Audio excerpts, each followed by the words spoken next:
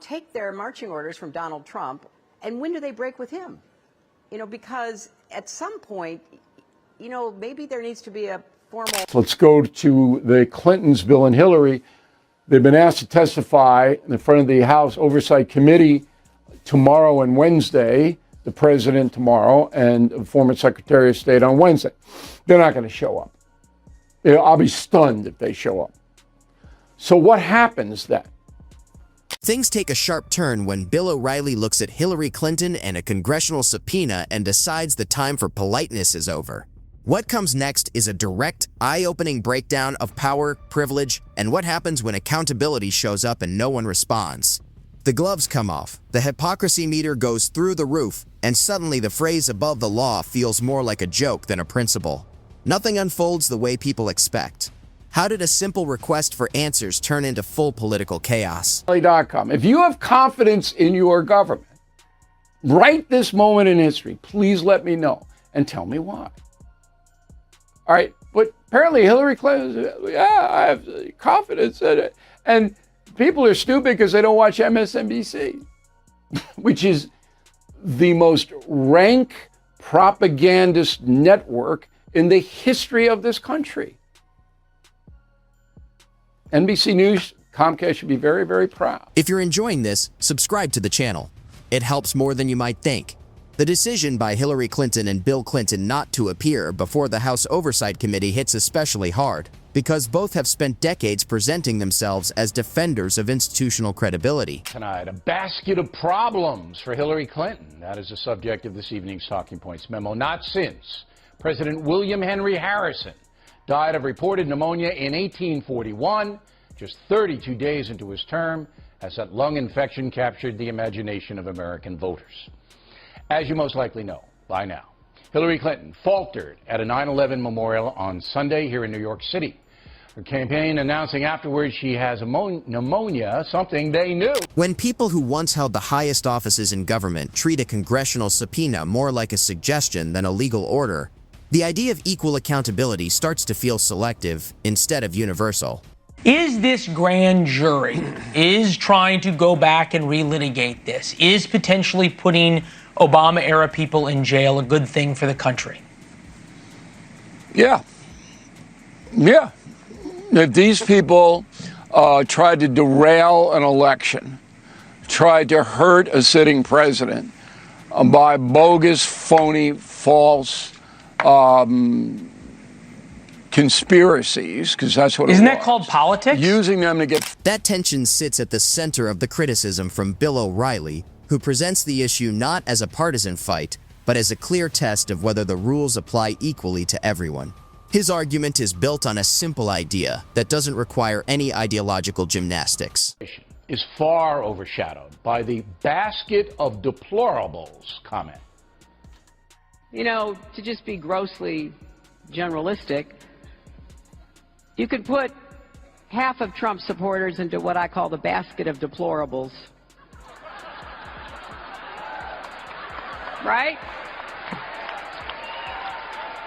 The racist, sexist, homophobic, xenophobic, Islamophobic. A subpoena issued by the House Oversight Committee carries legal weight no matter who receives it, whether it's a private citizen, a former president like Bill Clinton, or a former Secretary of State like Hillary Clinton. Ignoring that kind of order isn't quiet protest or moral posturing. It's a procedural decision that can trigger clear legal consequences. That reality doesn't change because of legacy, reputation, or years of public service. Alongside Bill O'Reilly, attorney Robert Driscoll stresses the legal seriousness of the situation by pointing to recent cases that removed any real confusion. Peter Navarro and Steve Bannon both refused to comply with congressional subpoenas, and both found out that defiance isn't symbolic theater, but a direct path to criminal penalties. Their cases helped establish a modern precedent, showing that contempt of Congress is enforced when the Department of Justice decides the law has been intentionally ignored. Bill O'Reilly uses those examples to argue that the legal system has already made clear what happens when subpoenas are disregarded. Throw another face on that montage, and that's Hillary Clinton. Because Hillary Clinton's campaign began this. Now, Hillary Clinton is going to say through her lawyer, look, I didn't know anything about it. It was all my surrogates, it was all my lesser people who did it. I didn't know. I don't know this, that, and the other thing. But she's going to be investigated on that. And if people start to flip underneath Hillary Clinton, in those who worked in her campaign, and say, no, she was in a meeting on this date, she told us all. The Clintons' connection to the Jeffrey Epstein investigation isn't presented as automatic guilt, but it is described as a valid reason for inquiry. Bill Clinton's documented travel history, including 26 flights on Jeffrey Epstein's private aircraft, raises questions that investigators are expected to examine. Some of those trips reportedly overlapped with activities connected to the Clinton Foundation, which adds to the call for clarification rather than avoidance. Bill O'Reilly stresses that testimony exists to answer questions like these, not to assume guilt. Hillary Clinton's refusal to testify carries its own significance because of her long-standing focus on transparency and democratic norms. Throughout her political career, she often emphasized respecting institutions and cooperating with oversight.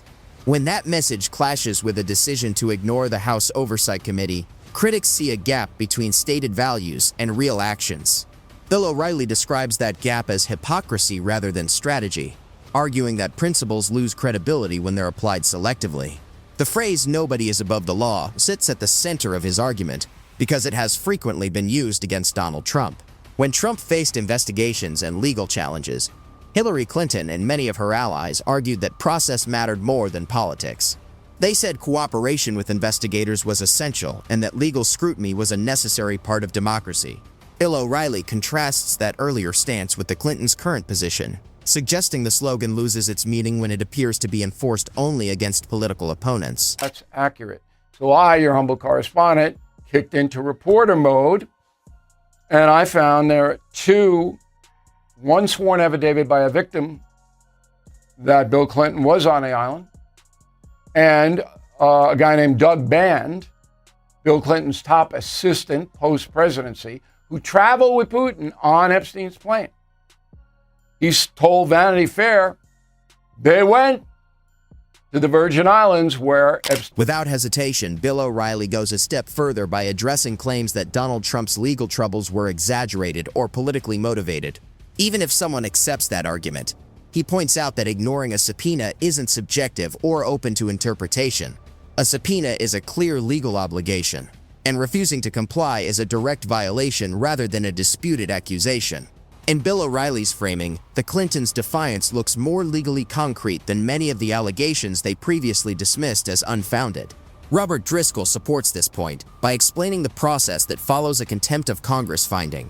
Once the House Oversight Committee decides a subpoena has been ignored, the issue can be referred to the Department of Justice. At that point, political narratives matter less, and prosecutorial discretion takes over. Bill O'Reilly emphasizes that this process doesn't stop for past titles or political alliances, which is exactly why Peter Navarro and Steve Bannon ended up serving prison sentences. The choice by Bill Clinton and Hillary Clinton to stay silent instead of appearing before the House Oversight Committee is portrayed as a strategic mistake. Showing up before Congress would have allowed them to assert privileges, clarify timelines, and respond to accusations within established legal boundaries. Talking Points believes that Secretary Clinton made a big mistake here. Reminiscent of Mitt Romney saying that 47% of Americans would not vote for him because they want stuff. Every fair-minded person knows you cannot generalize about what is in people's hearts. And I do not include the far left under the banner of fair-minded. He is attracting a certain type of voter. She gave a whole speech on describing them. They're called the alt-right. Silence, by contrast, creates a vacuum that invites speculation and fuels suspicion. Bill O'Reilly argues that transparency, even when uncomfortable, is usually the safer route for anyone confident in their innocence. Jeffrey Epstein's crimes add a moral weight that makes avoidance particularly harmful. The investigation centers on abuse and exploitation, subjects that demand seriousness and openness from anyone connected to the case. Bill O'Reilly stresses that even indirect connections deserve scrutiny because public trust relies on visible accountability. Ignoring questions tied to Jeffrey Epstein risks signaling indifference to the severity of the crimes. The Clinton Foundation's link to some of Bill Clinton's travels only heightens the need for clarity. Charitable organizations depend on public confidence, and unanswered questions erode that trust quickly. Bill O'Reilly presents congressional testimony as a chance to safeguard institutional credibility rather than undermine it. By refusing to testify, the Clintons let critics shape the narrative instead. He also places the issue in the context of a broader pattern of perceived double standards. When Peter Navarro and Steve Bannon were prosecuted, many of the same political voices now urging restraint insisted enforcement was essential to uphold the rule of law. Bill O'Reilly argues that consistency requires the same standards be applied to Bill and Hillary Clinton. Anything less turns justice into a partisan tool rather than a neutral system. Clinton's in big trouble, okay? Clapper, I don't know about, okay? But Brennan, the allegation, which is solid, listen to me, solid, is that Brennan told the FBI that he did not want to use any of this Russian collusion stuff. The Department of Justice plays a central role in this debate because it serves as the enforcement arm of federal law. Bill O'Reilly urges the department to act, not based on political pressure, but out of institutional duty. Prosecutors, he says, exist to enforce the law as written, not to consider reputational damage or electoral consequences. Failing to act in clear cases of defiance sends the message that power can shield individuals from accountability. Donald Trump's name returns as a benchmark for that standard. Bill O'Reilly points out that if Trump was expected to face investigations and legal scrutiny without special treatment, then former leaders like Bill Clinton and Hillary Clinton should be held to the same standard. Equality before the law loses its meaning when enforcement depends on who is involved, rather than what the law demands. The argument goes beyond the Clintons themselves, touching on the health of democratic institutions.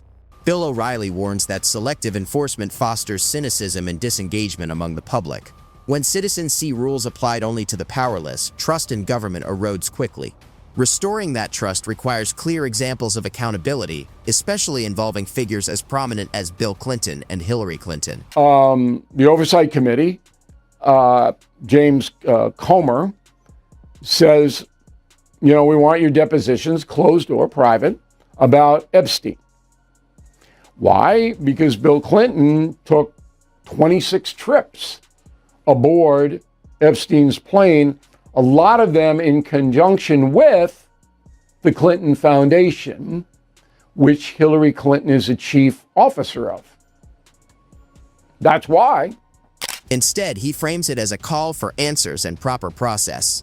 Testimony before the House Oversight Committee would either confirm concerns or put them to rest. Avoiding that process ensures questions remain and skepticism turns into suspicion. The legacy of Bill Clinton and Hillary Clinton is closely tied to their impact on modern political culture, including shaping public expectations around legality, ethics, and transparency. Bill O'Reilly argues that honoring that legacy now means following the very norms they once promoted. Defiance not only damages their credibility, but also weakens the standards they helped establish. The choice is clear. Bill Clinton and Hillary Clinton can appear before the House Oversight Committee and show respect for the process, or they can continue to defy a lawful order and risk escalation through the Department of Justice. Bill O'Reilly presents this as a defining moment, not just a minor procedural issue. The larger message to the American public is about consistency, not outrage. He urges citizens to insist that the law be applied equally, whether the case involves Donald Trump, Peter Navarro, Steve Bannon, Bill Clinton, or Hillary Clinton. Accountability, he emphasizes, isn't about partisan revenge. It's the foundation of legitimacy.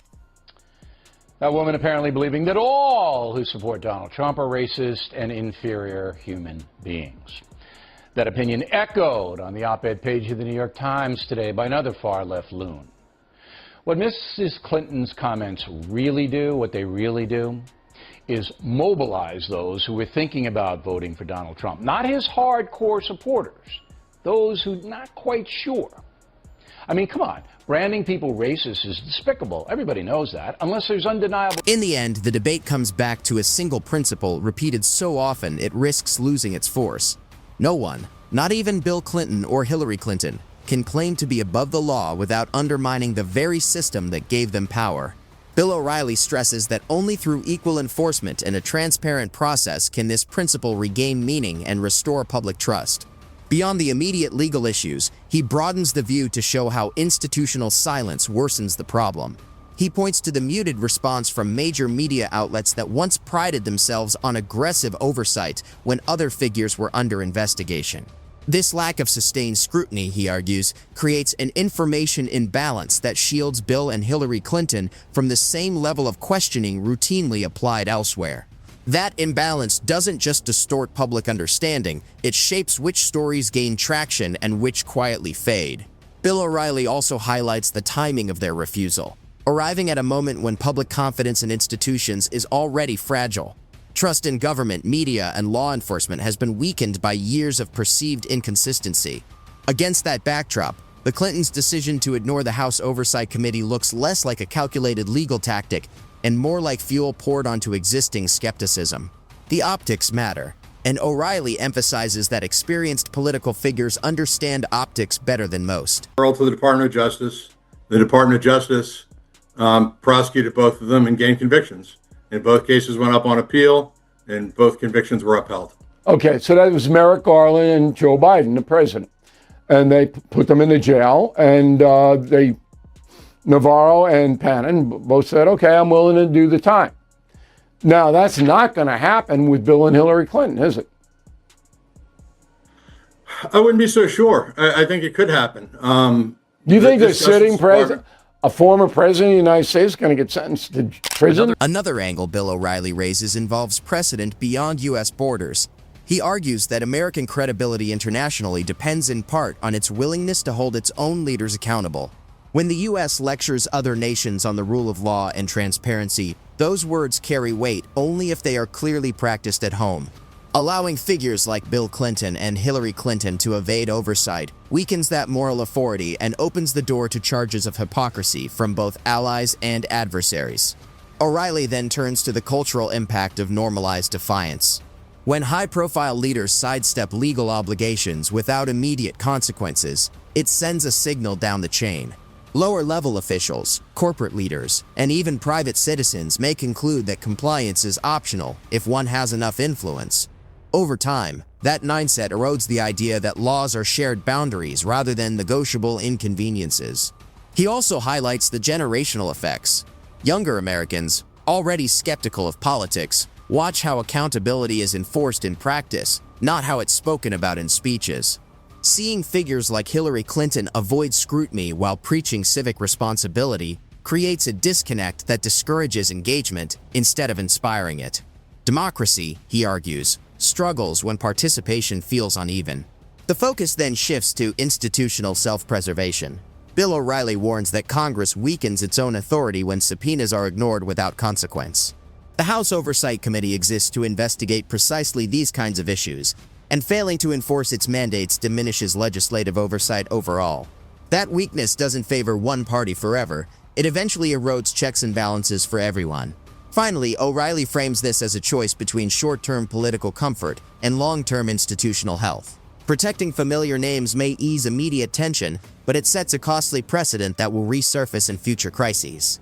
Upholding accountability, even when inconvenient, strengthens the durability of the system itself. In this sense, the issue goes beyond Bill Clinton and Hillary Clinton and becomes a test of whether the law maintains its authority when challenged.